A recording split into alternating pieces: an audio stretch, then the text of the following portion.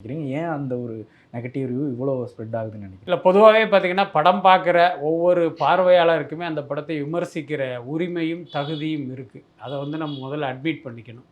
இப்போ ஒரு 25, 30 வருஷத்துக்கு முன்னால் பார்த்தீங்கன்னா, இப்போ ஒரு சாதாரண ஒரு பார்வையாளர் படத்தை பார்க்குறாரு அப்படின்னா, அவருடைய சர்க்கிளில் வந்து அதை ஷேர் பண்ணுவார். நல்லா இருக்குது, நல்லா இல்லை, ஒரு தடவை பார்க்கலாம், 2 தடவை பார்க்கலாங்கிற மாதிரியான ஒரு கருத்தை வந்து ஷேர் பண்ணிக்குவாங்க. ஆனால் இன்றைக்கி பார்த்தீங்கன்னா, சமூக ஊடகங்கள்னு ஒன்று வந்து அறிமுகமாகி அது இவ்வளோ பெரிய அளவுக்கு வளர்ந்த பிறகு, அதே கருத்து பார்த்திங்கன்னா இப்போ ஒரு பொதுவெளியில் பகிரப்படுது. இதுதான் இப்போ வழக்கமாக இருக்குது.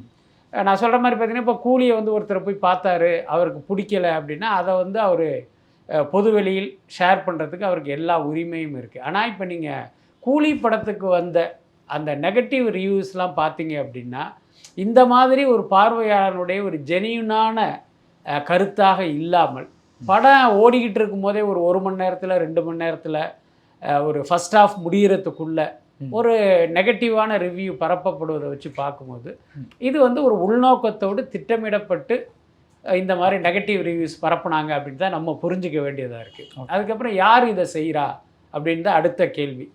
நீங்கள் அதை தொடர்ந்து கவனித்தாலே தெரியும்.